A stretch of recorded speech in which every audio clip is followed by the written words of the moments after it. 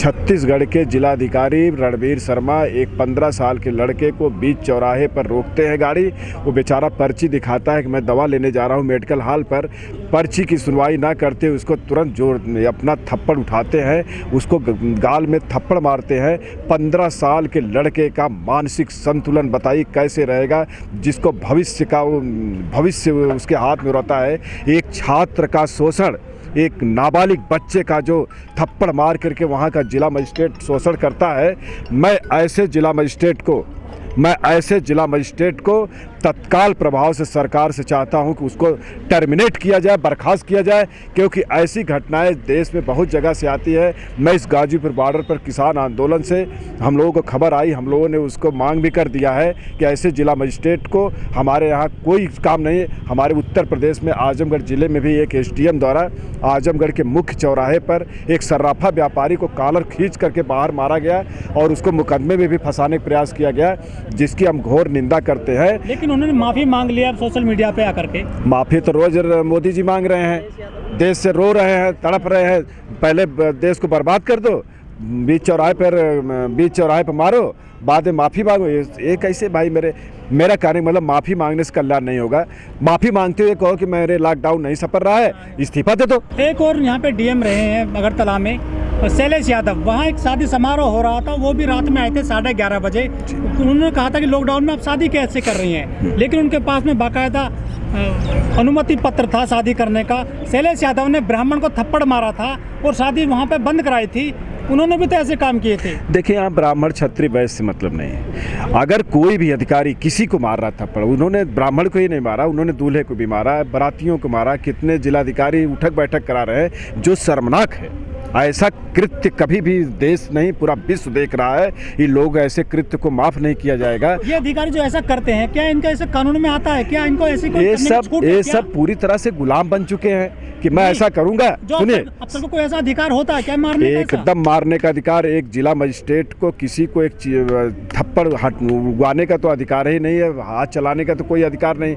बताइए उस नाबालिग बच्चे पर क्या गुजरी होगी जो अभी पढ़ रहा है। देश का भविष्य का सपना, वो भी कभी प्राइम मिनिस्टर बन सकता है, देश का DM बन सकता है। अभी से उसको मार के इतना डरा दिया गया। ऐसे देखने के बाद न जाने करोड़ों बच्चे हमारे डर गए, तो ये सब गलत बात है। और जब कोई नेतागिरी करता है, नेता बनता है, उसमें सिर पे वो पहली बात कफन बांधता है, तब वो आता है लोगों का नेतृत्व करने।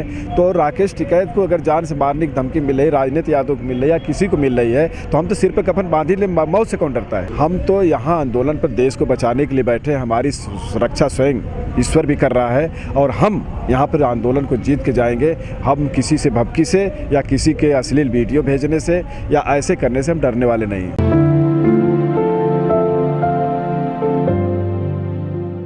कोई भी सरकार या कोई भी जिला मजिस्ट्रेट अपने ज़िले में जब लॉकडाउन लागू करता है, तो सबसे पहले गारंटी उसको देनी पड़ती है कि हम लॉकडाउन कर रहे हैं, तो जितने भी मेडिकल सेवा या आवश्यक वस्तुएं, जैसे उनकी सब्जी है, फल है, दूध है, ये सारी चीज़ें हम घर घर सप्लाई देंगे। इसके बाद वो लॉकडाउन करती है। लेकिन पिछली बार भी, इस बार भी, ठीक है, पहली बार थोड़ी सी गलती की है, लेकिन इस बार उस गलती से भी सबक लेना चाहिए। इस बार भी जालिम सरकार जब हम यहाँ पर लॉकडाउन की है, गांव का सप्लाई ना दे करके, जब कोई बीमार हो रहा है, मर रहा है, तड़प रहा है, दवा लेने जा रहा है, सब्जी लेने जा रहा है, कोई आवश्यक वस्तु लेने जा रहा है, कपड़ा लेने जा रहा है, अगर थोड़ा सा उसको बाज़ार में लेट हो जा रहा है, तो पुलिस ही नहीं, यहाँ के बताइए एक जिला मजिस्ट्रेट छत्तीसगढ़ से जो आप खबर आई अभी। लेकिन जिस तरह से उसकी आलोचना हुई थी शैलेश यादव की, एक ब्राह्मण जो जाति के लोग हैं सब एकजुट हो गए थे, उन्होंने आवाज़ उठाई थी कि इसको टर्मिनेट किया जाए, बर्खास्त किया जाए, और वो काम हुआ भी।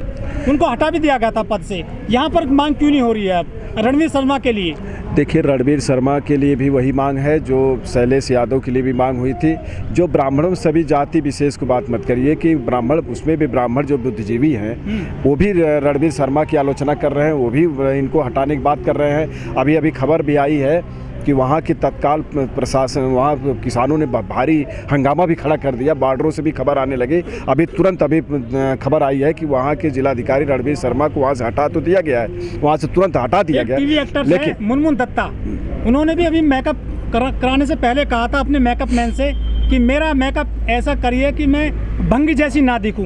ये जो ऐसे लोग हैं, कुछ अपर कास्ट के जो तथाकथित लोग हैं, ये ऐसे कैसे किसी की बेइज्जती कर सकते हैं? देखिए, अगर जो भी अराजक तत्व है हमारे देश में अस्पृश्यता का अधिनियम है।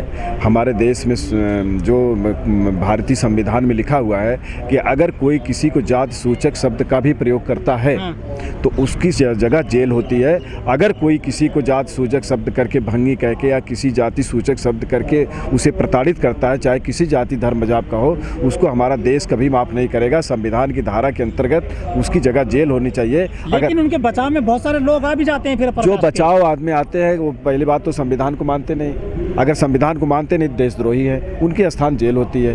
अगर सरकार इसमें विफल होती है तो हम तो ऐसे सरकार को भी देशद्रोही मानते हैं। अभी तक उसकी रेस्टिंग नहीं हुई है मुनमुन दत्ता की। उसने एक जाति विशेष के लिए गाली दी थी, बाकायदा मतलब जाति सूचक शब्द बोले थे। क्यों नहीं कार्रवाई करती है अधिकारी जो होती है, अधिकारी लोग भी ऐसे लोगों के खिलाफ में? ऐसे लोगों के खिलाफ में कार्रवाई होनी चाहिए। और किसान मोर्चा भी, हम लोग किसान हैं, इसकी आवाज़ भी उठा रहे हैं और इनको सड़क से लेकर के संसद तक हम लोग ले जाएंगे। और जहां भी हम लोगों को आंदोलन करना पड़ेगा, हम लोग आवाज़ उठाएंगे, उसमें पीछे नहीं हटेंगे। टिकैत जी को मारने की धमकी दी गई है, कैसे देख रहे हैं? मारने की धमकी तो बहुत पुरानी है। जो बादल गरजते हैं पहली बात बरसते नहीं। देखिए, जो अश्लील वीडियो, हमारे देश में बहुत सारे अराजक तत्व हैं, हमारे धरने को बदनाम करने की कोशिश कर रहे हैं, भड़काने की कोशिश कर रहे हैं। लेकिन वो समझ लें कि हम अहिंसात्मक रूप से बैठ चुके हैं। अब उनकी कोई भी चाल नहीं चल पा रही है तो हम उसकी ये भी चाल को विफल करेंगे। वो सब भड़काना, पहले भी हमला हुआ, फिर इस प्रकार की वीडियो आ रही है, धमकी दी जा रही है। जाको राखे साइयाँ मार सके ना कोई। जिस समय देश में अंग्रेजों का शासन था ना, उनको भी जब हटाया जा रहा था, देश में क्रांति मची थी, तो वो भी उनके साथ मिल करके जिसके लिए चोरी करो वही कहता है चोरवा। अगर जिसके लिए आंदोलन कर रहे हो, अगर टिप्पणी कर रहा है तो समझ लीजिए कि वो अंग्रेज़ों के ज़माने से भी भ्रष्ट और अंग्रेजी ज़माने से भी वो कायर और अंग्रेजी ज़माने में जो उनका साथ दे रहे थे उससे भी बड़ा ये जो है कि देशद्रोही व्यक्ति है। हम उसकी बात ही नहीं करते। ऐसे लोगों की टिप्पणी करने से भी बचना चाहिए हमें। जिस दिन व्यक्ति अपना अधिकार जान लेगा ना, उस दिन ये जो धर्म जाति के नाम पर बोलने वाले, राजनीति करने वाले की दुकान बंद हो जाएगी। अब इनको तो ये चिंता सता रही है कि सभी लोग अब जागरूक हो रहे हैं, अपने अधिकार के विषय में जान रहे हैं, लड़ाकू बन रहे हैं, लड़ रहे हैं। अब सुप्रीम कोर्ट से लेकर हाई कोर्ट से टिप्पणियां आने लगी हैं। पूरा देश जाग चुका है, परेशान इसलिए वो सब हो चुके हैं। अब पूरी सत्ता की नींव एकदम हिल चुकी है। 26 तारीख को जो हम काला दिवस मनाने जा रहे हैं, सरकार को हम चेतावनी देने जा रहे हैं। हम 6 महीने से यहाँ बैठे हुए हैं। ये जालिम सरकार वहाँ बैठी हुई है, पूंजीपतियों के दबाव में आई हुई है। ये सरकार जो है, बताइए, हम -4 डिग्री से बैठे हुए हैं, हमारे आंधियाँ मारती है, टेंट उड़ जाते हैं। हम सुबह से लेकर शाम तक यहाँ, बताइए, इस NH-24 हाईवे पर हम लोग बैठे हुए हैं। एक भी पेड़ नहीं है, न यहाँ छाया है। 45 डिग्री सेल्सियस तापमान पर जल रहे हैं और ये सरकार बैठ करके बंसी बजा रही है। जब जापान जल रहा था, नीरो भी बंसी बजा रहा था, उसका हश्र क्या हुआ पता है आपको? हिटलर का क्या हश्र हुआ पता है आपको? नेपोलियन बोनापार्ट जब जंग के मैदान में लड़ रहा था तो हमेशा लड़ने वाले की जीत हुई। इसीलिए मार्टिन लूथर किंग, अमेरिका के मार्टिन लूथर किंग जूनियर ने कहा था, भाई साहब सुन लीजिए, कि अगर आप उड़ नहीं सकते तो दौड़ो, दौड़ नहीं सकते तो चलो, चल भी नहीं सकते, विकलांग हो तो रेंगो। जिस दिन रेंगना भी बंद कर दोगे मेरे भाई, उस दिन तुम्हारा हश्र बुरा हो जाएगा। इसलिए जुर्म करने वाले से अपराधी जुर्म सहने वाला होता है। हम जुर्म करने वाले से हम लड़ रहे हैं और लड़के और हम जीतेंगे। जो लड़ता है वही जीतता है। हम भगवान बुद्ध भी कहे हैं कि शोषण के विरुद्ध अगर आप शांत हो गए, अगर बोले नहीं, तो इससे बड़ा अत्याचार कुछ नहीं हो सकता है। उन्होंने मानवता का भी पाठ पढ़ाया कि लोग मानव में बनिए, आपस में प्यार करिए। हम प्यार मोहब्बत बांटते हुए, हमें किसी से भी नफरत नहीं है। हम प्यार बांटते हुए तोड़ने का काम करते हैं, हम जोड़ने का काम करते हैं। वो नफरत फैलाते हैं, हम फूल फैलाते हैं, हम गले मिलाते हैं। तो हम गले से गले मिलते हुए महात्मा बुद्ध, भगवान बुद्ध की आदर्शों पर चलते हुए, उनकी भी बात मानते हुए उनकी जयंती भी मनाएंगे सुबह। और सुबह के बाद पूरे देश में हम काला दिवस भी मनाएंगे और काला झंडा भी फहराएंगे। कोई भी मंत्री, विधायक या प्रधानमंत्री अगर सड़कों पर दिख गया तो उसको गाड़ी खड़ी करके उसके सामने काला झंडा गाड़ेंगे। ये किसानों का ऐलान है।